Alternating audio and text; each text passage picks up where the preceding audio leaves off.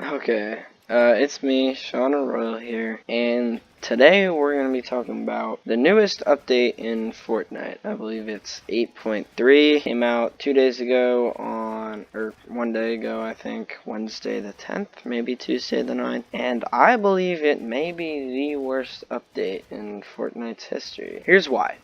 So, basically what they did is they made stretch res obsolete. I know a lot of people love stretch res. They love everything about it. I tried to switch back and I had to switch back, and I just hated native res. It just feels so much more normal to be playing on stretch. Native res, everything just feels skinny and tall. So what I thought was I'd kind of show you guys exactly what they did to stretch res. So here goes. We'll start with a 16 by 9 box. I'll draw the character model over here just so y'all know kind of how it looks, and then I'll draw a grid for reference. So basically, this would be what 16 by 9 looks like. You'll see the very high thighs of the person if you're standing still. And now I'm going to sort of draw the process that they use to get to the stretch res point. This example will be 1080 by 1080, so it'll be a square. And I'm sort of drawing the grid again. They add on FOV onto the top and bottom, so you can see extra, you can see the whole legs of the person. And then what they do is they compact that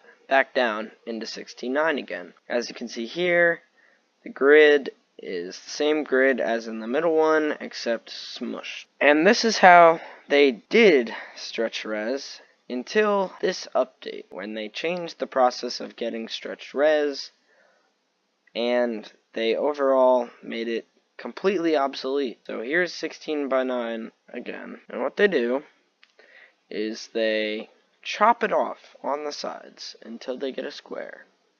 Again, this is 1080 by 1080 is the example, and that's supposed to be sort of a square. So they'll chop off the edges, and then they'll stretch that out until they get 16 by 9 again. This has pretty disastrous consequences, meaning that everything looks extremely zoomed in, and the FOV that you actually have is tiny. I can't imagine actually playing on a 1x1 monitor, if those still exist. And looking at that, on top of this, they also added a respawn van for some fucking reason. I guess they're trying to copy Apex, which is dead already. But this is right before the biggest tournament in Fortnite's entire history with the World Cup. It's kind of a dumbass decision. The vans are not gonna be good for a competitive environment. I can't imagine any situation where they would add. I more feel like it's kind of gonna have a possibility to ruin it.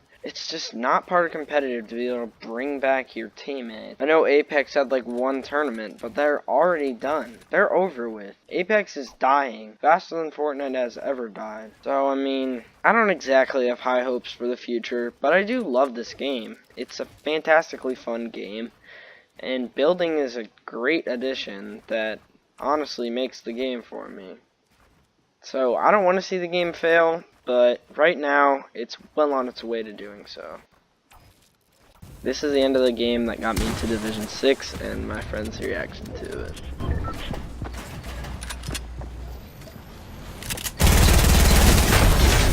Let's go, Sean! Let's fucking go, Sean! Liquid, not chat. The final question of the video, and what I would love to be answered in the comments, is what should my signature skin setup be? This includes pickaxe, back bling, and character. I don't care about the glider that much, so what do you think that should be? Right now I'm leaning towards the one I showed in the beginning of the video with the blue claw and then the frozen knight, but I don't know. What do you guys think?